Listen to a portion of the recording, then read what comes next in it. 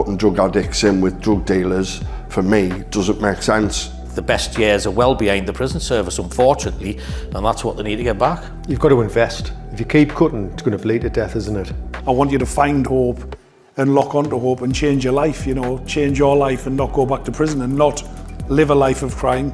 Had it not been for a prison officer who was dedicated to his job that helped me turn my life around, then I probably, who knows where I could be today. So to touch up on the risk element then, I mean, what's your thoughts around that and how to deal with that? Does that come back down to money, staffing, regime? Yeah, I mean, it comes down to investment in money, because the risk to staff and due to organised crime with the introduction of drones and the lack of investment, it's very, very easy to fly direct to your window, whatever you want. You know what I mean? Yeah. Be it drugs or weapons. You've got certainly some of the most violent prisons within the estate where, prisoners will openly say they're carrying weapons and kind of indicate to staff that, don't worry, as long as you don't try and get the weapons off us, they're not meant for you. It's for our protection. So, people's carrying weapons just to protect themselves from other prisoners. That's complete insanity, isn't it, to hear that? And I know there was a find that I was shocked to see that a drone had taken a bag full of knives in.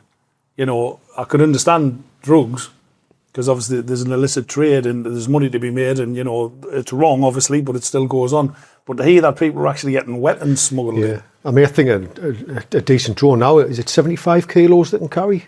Yeah, my cousin's got one, Michael, and I think he gave about 2,500-3,000 for his. That can carry an enormous amount. So you can only imagine what you can get in on there, Yeah. Yeah, I was just reading something the other day that the drones are that advanced that they're almost at the level where above 75 kilo, they're going to be not just bringing contraband in, knives, drugs or whatever, they're going to be an escape risk. We can all remember the helicopter the Gartree escape. And the interventions that were put in place, the wires, etc. after that. But we're not far away from someone. That's my feel, someone grabbing onto a drone and off the pop. Yeah, I mean, obviously you can remotely control a drone. You don't need to even be. I know some of the, less sophisticated ones. You've got to be within an area, and obviously we have had some successes of people being caught and obviously jailed for that. Yeah.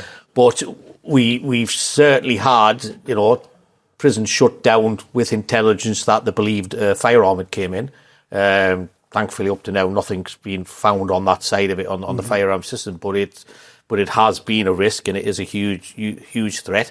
Now, again, we're down to money. There's a lot can be invested even in just windows. Just putting a grid over the window. The newer prisons have the well ventilated windows, but it's a sealed unit. So stuff like that, and they do need to look at anti-drone technology. Mm-hmm. Yeah, absolutely. It's mad, I think, isn't it? With every technological leap forward is another threat within the system. That's crazy. So, yeah. And risk on the landings and stuff, does that come back to staffing, training, all of those things that we've touched upon today? Yeah, I mean, a big thing for me is staffing. When there's not many staff about, you're vulnerable. Your confidence isn't going to be as much as if you've got a few colleagues behind you. Obviously, staff get the PPE, but that's not enough. You know, sometimes you just need another officer next to you to give you that peace of mind, a bit of confidence. Mm-hmm. And I know if you look at certainly out within the community, because there seems to have been a mental health explosion, doesn't there? There really does. And whether that's coming down to what you were saying, the disconnect, but I know the work that we do in communities, there's never enough beds to if someone needs sectioning, there's never enough beds. There doesn't seem enough, there's not enough resources to deal with it in the jail. I mean, there was always poorly people in the system when we were away. We were probably a couple of the poorly people in the system from one time to another. But it seems again that there's been an explosion within the institution, and there's no way of helping that. No, I mean, and is there anywhere to send these people? I know there's Broadmoor, Rampton, places like that, but for extreme cases. But what do you do when someone's really poorly like that? Is it? I mean, personally, I don't think we have the training or the skills to identify it. You can, as an officer, you can look at someone and think they're not quite right. Yeah, but there's no training. You don't really know what to look for. Obviously, the healthcare provision in the prisons, their job's 24 hours dishing out medication, responding to spice, responding to self-harm. There are mental health teams. So all reactionary stuff and no time or money for therapeutic intervention. No. One of the risks I just wanted to highlight, Gary, when you mentioned risk on the landings and that mental health sort of combination of it, just thinking to myself there as you were speaking is that the change that I've seen in the attitude or the mindset on the landings is that I go back to the 90s where I previously mentioned Maidstone. If I was getting a little bit out of hand because I was 24-year-old and like at it, the older lads would say, you're blue lighting the wing up, like we've got ooch down or whatever, like calm yourself down. Right. But that sort of policing of the landings seems to have disappeared because you've got people saying now, I'll stab you in the face, and like to be told that, like, why would you blue light yourself up or throw yourself under the bus? What's changed, and how can the mindset have gone from like trying to evade capture to blatantly like not caring about it? And that's got to be a mental health issue as well. And I think as well we were touching on. I mean, there's some excellent gyms in our area, as there are in a lot of areas. But I think the boxing gyms and places like that, you get young people in there, and quite often you're trying to instill in them some kind of decency, some form of respect, some form of, the right, correct behaviour. So it's not all around the boxing or the fighting or whatever. It's about instilling some kind, even manners in people. And I think within the prison, that seems to be lost as well, doesn't it? Yeah. Because even though we were criminals, I still did have a healthy respect for some officers. I don't mind stating that, and I did, and I stated that at the time. That's how it was. If they're all right with me and they were decent, I was all right with them. Do you know what I mean? But that seems to have been lost as well. And I know we touched upon assaults on female officers as well. That would have never rolled when I was in jail. If someone attacked a female officer, he would have been attacked by other prisoners for sure. And I'm not saying that's the right way to go, but he would have known that if he stepped out of line, well, he would have known the prison officers would have obviously taken him to the block and took action. But before you even got there, 9 times out of 10, he'd have been assaulted by someone else.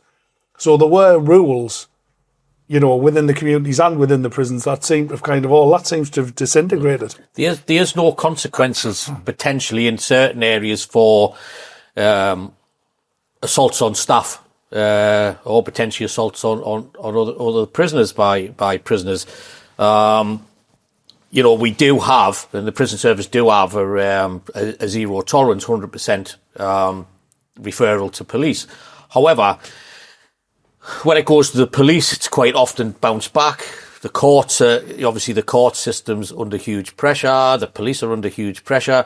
You'll get things coming back, and certainly working in a potential high security where somebody's doing maybe, a 30-year tariff. Yeah. The police just bounce it back and say, well, it's not in the public interest. Well, the downside of that is, the bottom line is, if a member of staff gets punched in the face, they need some closure. Yeah. Just to have it thrown back for no consequences, then that obviously prisoner knows, well, there's no consequences. There's a green light. Yeah. There's a green light. I may as well do it again. Yeah. So, I have, as from a prisoner point of view, the blatantly, I've got no fear about punching you in the face because nothing's coming my way. It doesn't have any effect. It doesn't have any longevity effect on my sentence or anything.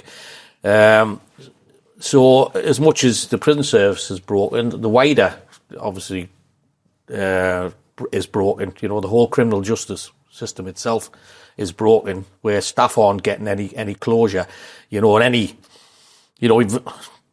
verbal assaults, spitting, things like that. It's just kind of, that's every day. It's kind of, it comes to realisation that people have kind of half saying, well, it's part of your job, isn't it? You know what I mean? Well, no, it's not.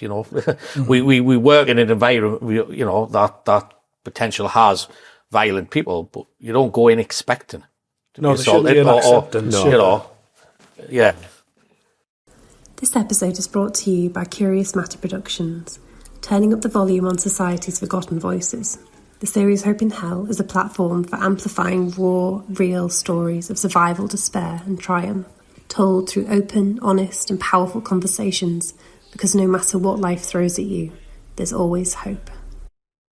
I touched on this a little bit earlier, where as I say, we're not there in prisons to deliver a second sentence. We're there to obviously protect the public as such. Prisoners are being sentenced, and staff see the benefit of rehabilitation as well. We see some good results, or we have done in the past. When I say I've been here long enough to see the results, or we have people sitting here today, or a testament to those results. But those are few and far between now, unfortunately. Yeah, it's getting that message into the prison estate as well. I'm really fortuitous. I've been able to work with some young lifers in the North East estate, and they can't get their head round that I've managed, even despite serving a life sentence myself, I've been able to eke out a career for myself, and that my transferable skills that I had as a criminal have been put to good use in a professional capacity. So just letting people know that there is another way, there is another path, that it doesn't matter how deep you've dug a hole for yourself or deep you've invested, you can turn the corner. I know I've mentioned before, tweaking your moral compass is the step in the right direction. I believe that the prison estate needs to embrace people, what would help people change their moral compass, and putting drug addicts in with drug dealers, for me, doesn't make sense.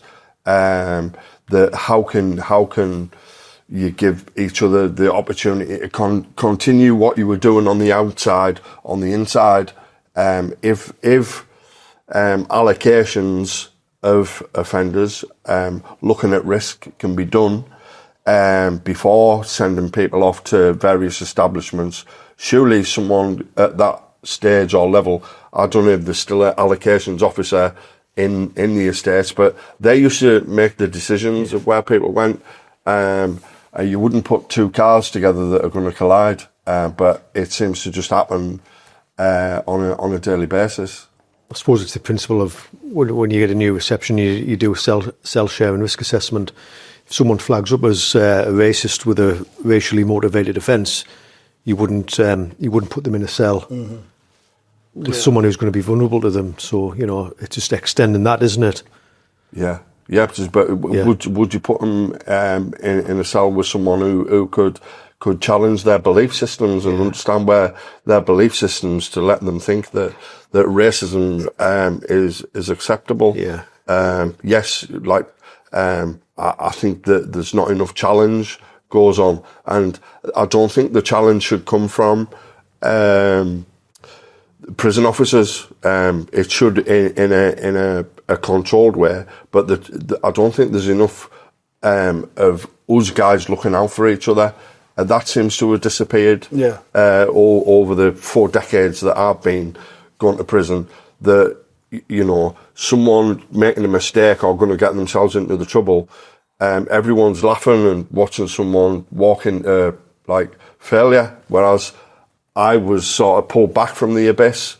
That one-upmanship seems to have thingied, whether it's the drugs, the mindset, the narrative that goes on in there, that I don't know. We'll go back, and we're swinging back round onto resources, money and everything again. I worked at Ackland. It's a prison we can't escape. Yeah. I worked at Ackland for a long time, and obviously every Friday we did the bus run to Durham. So we did the bus run, we went and we picked up and we came up. We had time as we came and processed to talk to the people who were processing, while you were processing, you got that feel of it was the right person, it was this, it was going to be whatever. Again, now you've got, due to them arriving back at, we've put things in place that they shouldn't be coming to the establishments after 8 o'clock or whatever, service level agreements with the companies. They're arriving back from the court as late as 10, 11 o'clock. Now, staff's supposed to, a certain core staff's supposed to finish work at 8 o'clock. Yeah. They're not leaving some of the establishments till 12 o'clock at night because of the pressures from the courts on. Now, I very much doubt those staff are really taking a lot of time to find out who they're processing. They are the basics of the self-share risk assessment, but other than that, it'll be a case of get them through. Well, when you should have been home 4 hours ago. Yes, yeah. So, yeah. I go to the policy and the implementation and of decision making is what I want to question. I appreciate you guys are representing the POA in a professional capacity. I feel as though I can sort of maybe address this more so than in a comfortable way. Then you can't imagine the plethora of inmates that go in with opiate addiction. But the policy and procedure is that opiate addiction, we will meet that with methadone prescriptions. The underlying issue of where that addiction comes from hasn't been dealt with. It's still going to regurgitate itself at some point. But that's part of the course. However, if you were to Socratically challenge that with another analogy and saying, if someone was to come in for 10 years armed robbery and the armed robbery was to pay for a gambling addiction, you wouldn't put them on a wing and give them synthetic poker chips and tell them that it's different than the horses. Like, the underlying problem's still there. It just doesn't add up, does it? We keep coming back to the start. So there's no opportunity for therapeutic intervention or trauma-informed practice. No. So what you've got is, well, it's negative containment. Quite often it's not even positive, isn't it? So it's in with who you're in, and let's all hope for the best, and just try to contain it, keep the public safe, try and keep the staff safe, and try and maintain the duty of care to the people behind the door. Yeah. I mean, it's interesting. The methadone one is you come in, opiate abuse, put them on methadone.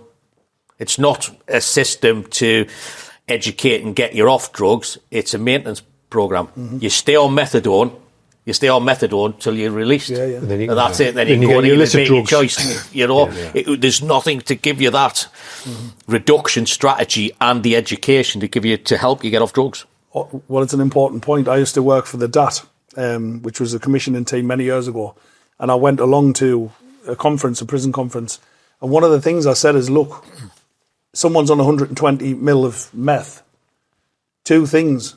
Very rarely are they reduced. I know they are sometimes, but in some of the prisons they weren't, and I know that firsthand. So two things, you're on drugs and you might make a slight reduction, or if you really want recovery and there's an opportunity for it, you'll find recovery. But the other thing is, if you under the influence of methadone all the way through that sentence, there's very little opportunity to explore your inner feelings and look at the reasons why you got there, because you're under the influence of a substance all the way through. So they're the things I was challenging when I was at that conference that day. Yeah, I wasn't very well received. You packed up, put on a shelf and left there. That's job done as far as policy and procedure. But again, we've had nurses on this podcast and, we work with big health companies and stuff like that. So there is still fantastic, wonderful work. It's difficult to not focus on all the negatives, but there is fantastic work happening in the system against what I think is really impossible odds. Especially today, it's reinforced that this is really, really hard work. It's as simple as that, isn't it? You need to get the right professional people in to identify problems, issues, and then treat them. Mm-hmm. Whether or not you need bespoke units, treatment units, I don't know, offending behaviour units, I think where we have successes, and there's successes about, and, where we have them, we have to learn very, very quickly, and we have to roll that out a lot faster than what we are, because it tends to be every man for himself, from jail to jail. Yeah. I'm doing great on my jail. It looks good on my, CV, whatever. I'm doing fantastic, but I'm quite happy just to keep it to myself. Yeah. Or that, rather than roll it out across the estate. But again, that'll fall down to financing again, an investment. I suppose using lads like you, you've lived it, you've been there and done it. A group of young prisoners just new into sentences, they're not going to listen to me or Phil, whereas you lads get in amongst them.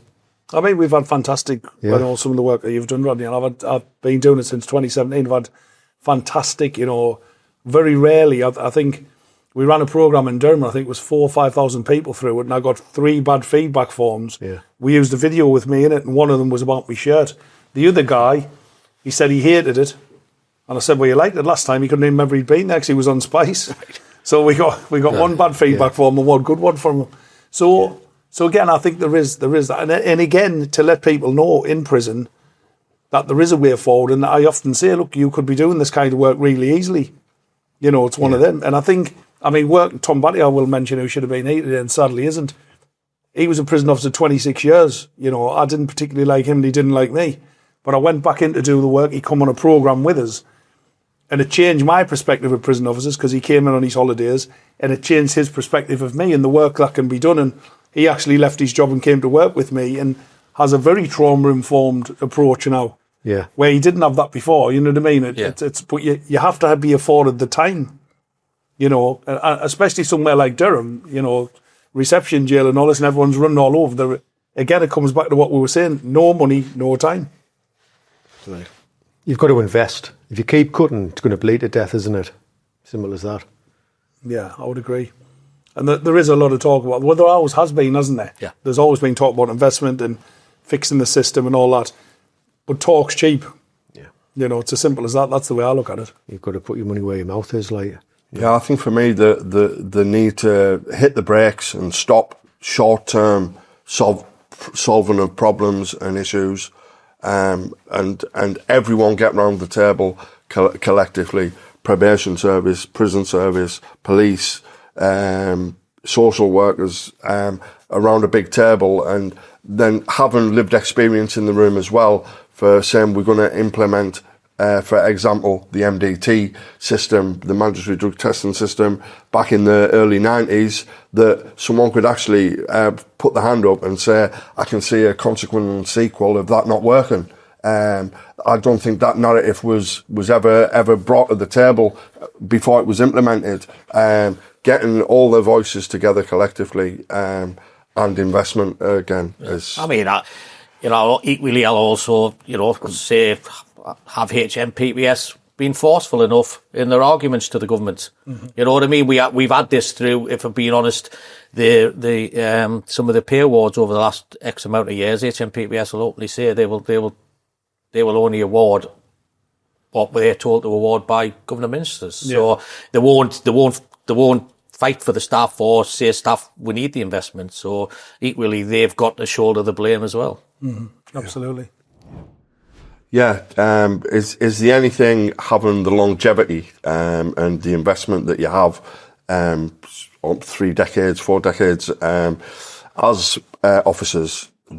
Anything that you would share that's been valuable in that? Anything that you'd change? Anything that for someone taking on a role of thinking of becoming a prison officer that would sell the role to them? We might have gone blank there. Like. Well, to be fair, so the positive and the negative. So looking at it now, so you've been a prison officer how long? I've been a prison officer 38 years. So, the positives of that when I joined the job, it has changed obviously because, what first attracted to me was the pension and retirement age of 60. As we all know, the government took that away, and hence our 68 is too late campaign. And you tell me, I always describe it as when my dad was 68, I'm not sure he could have been on the landings facing some of the violence that's about the prison estate. So, but positive, I've had a good service, you know what I mean?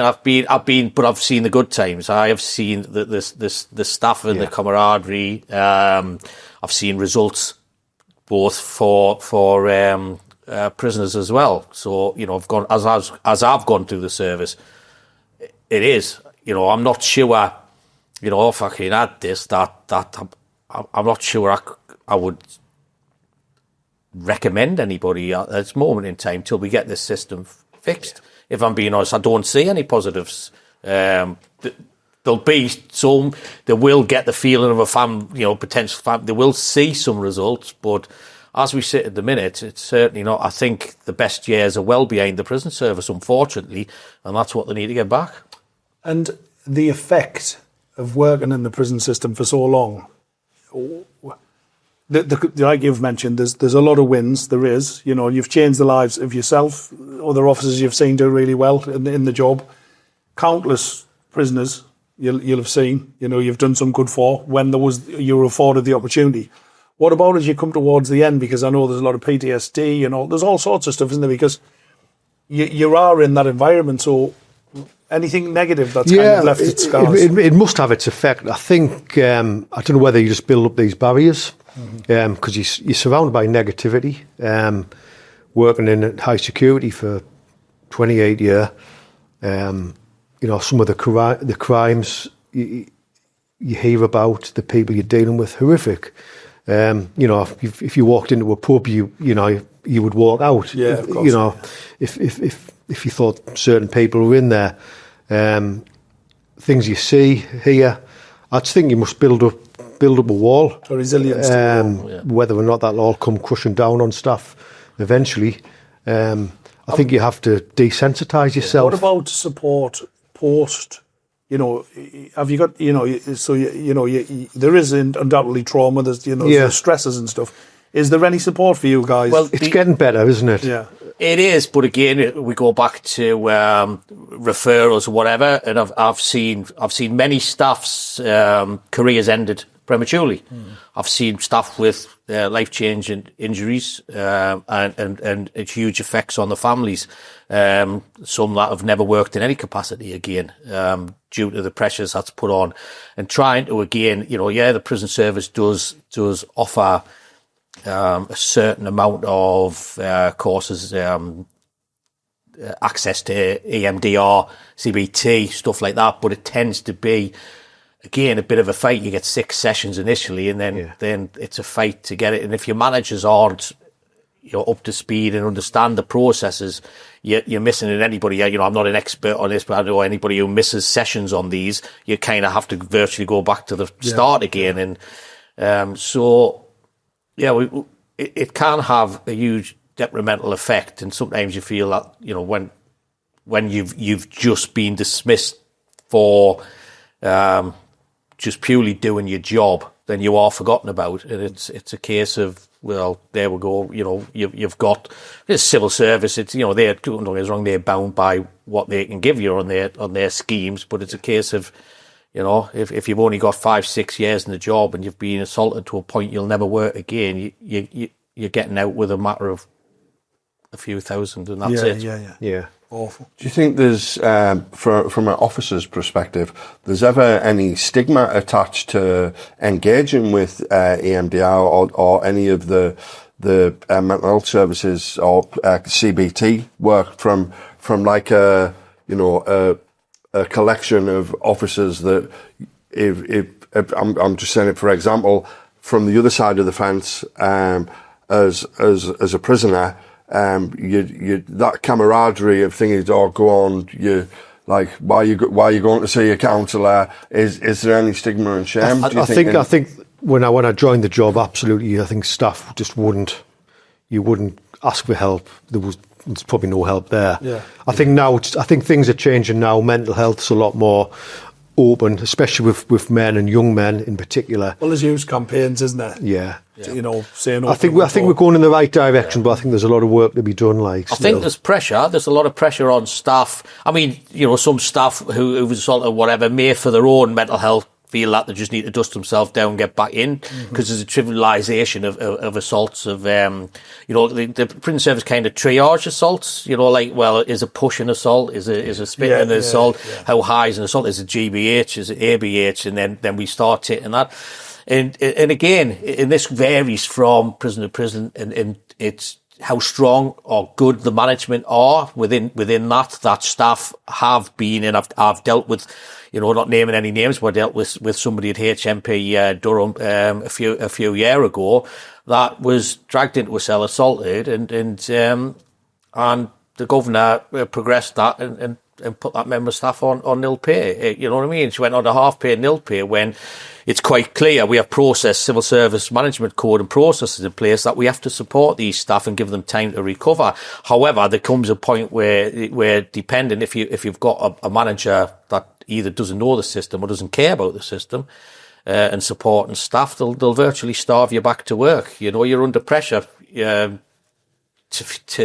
let's face it, pay your bills. I mean, we always have to say to our members who were severely assaulted, you've always got to structure that expectation that time waits for no one. Yeah, and it's sad, it's an awful thing to say, but you've got to let them know that. So get any sort of help you can early as you can. Yeah.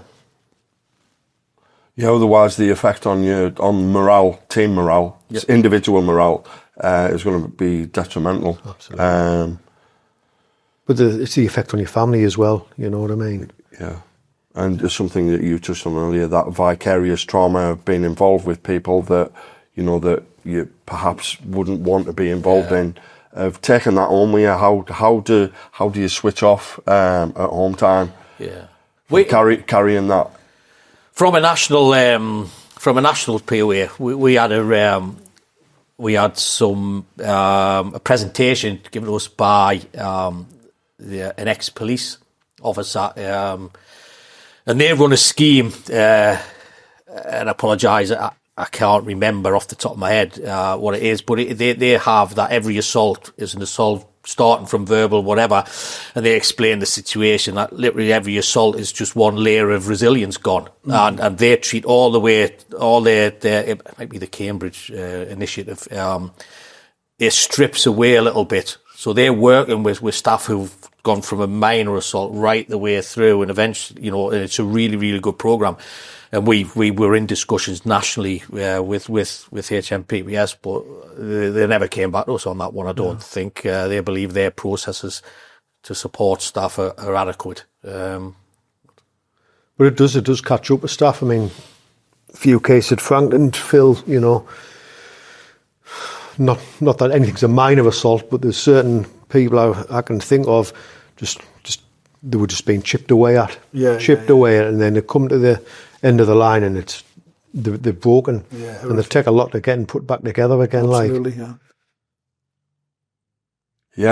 I'm sat here slightly blown away, really, that thought I knew quite a lot, but my life was turned around by a prison officer, but realising some of the shit that you go through as well, I've got a newfound respect for that, and I say that on camera openly, that regardless of what my peers from the other world suggest, just nothing but admiration for what it is you're trying to do.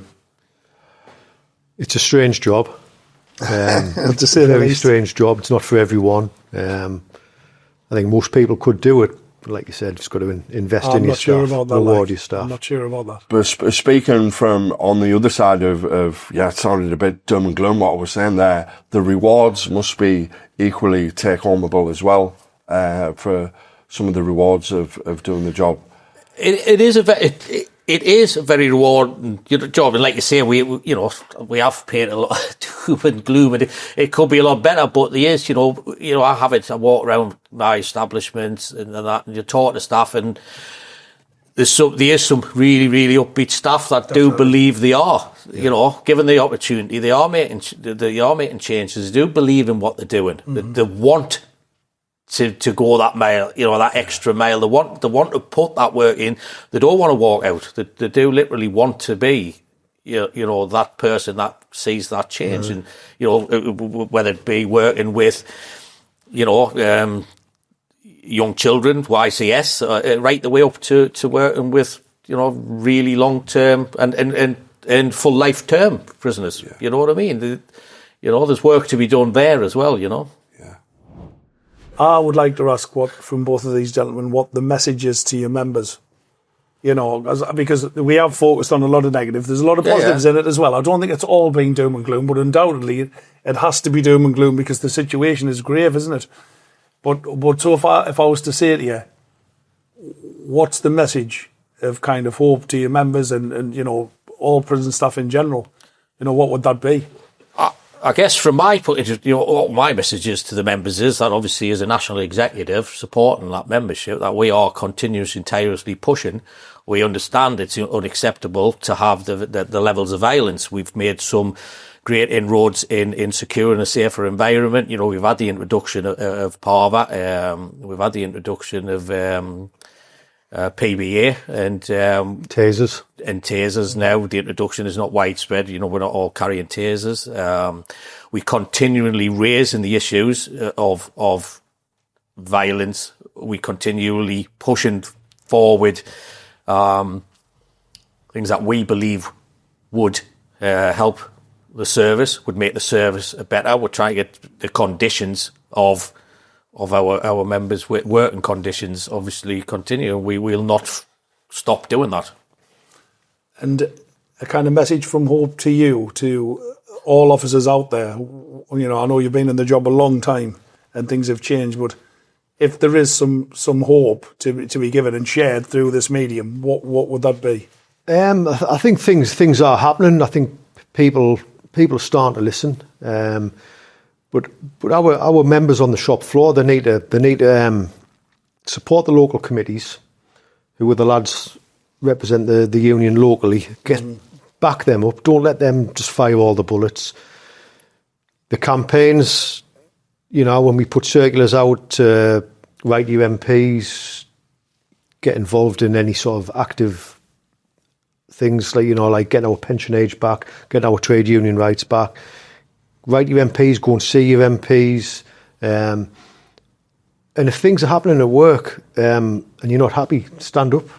Go and see your committee. If they can't deal with it, they'll come to us.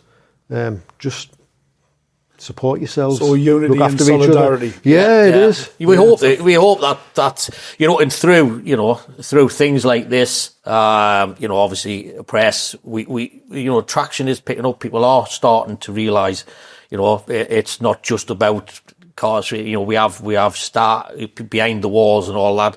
You know, we just obviously we hope that the government and HMPBS start listening to us. You know, it's out there now. The public are taking an interest and they're seeing the potential catastrophic failings in the prison service. You know, we've all seen it. You know, with the releasing errors and various other things that's gone on behind, you know, the doors, you know, the horrific assaults, you know, the near murder of prison officers, as simple as. So, you know, we just hope that people listen.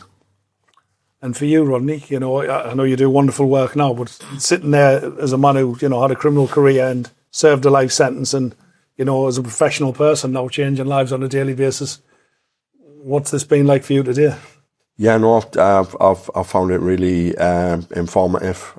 Took a lot from it, and it just sort of makes part of my, you know, sound all soppy now, like glow, knowing the as much as I was brought up to believe, to rebel against the system, that all coppers were proverbial.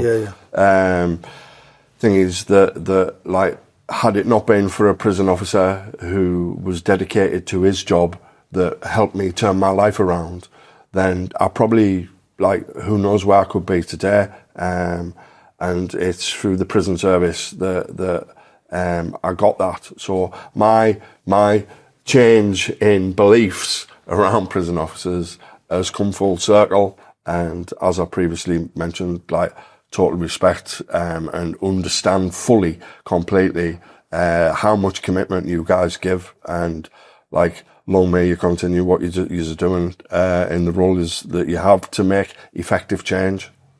Yeah, good to hear. Yep. Thank you very much, gentlemen. Thank you. Thanks for having us. Yourself, Gary? Well, for me as well, I think a newfound respect for officers who turn up every day to do the job. Very, very, very difficult. My passion's always, you know, being with the people behind the door and serving sentences, who I've always said, you know, I want you to find hope and lock onto hope and change your life, you know, change your life and not go back to prison and not live a life of crime. But again, to say thank you to you for your service and thank you for the officers who turn up every day as well, you know, who do an incredibly difficult job in incredibly difficult circumstances. So thank you. Thanks for today. Thank you. Thank you very much. Thanks. Cheers.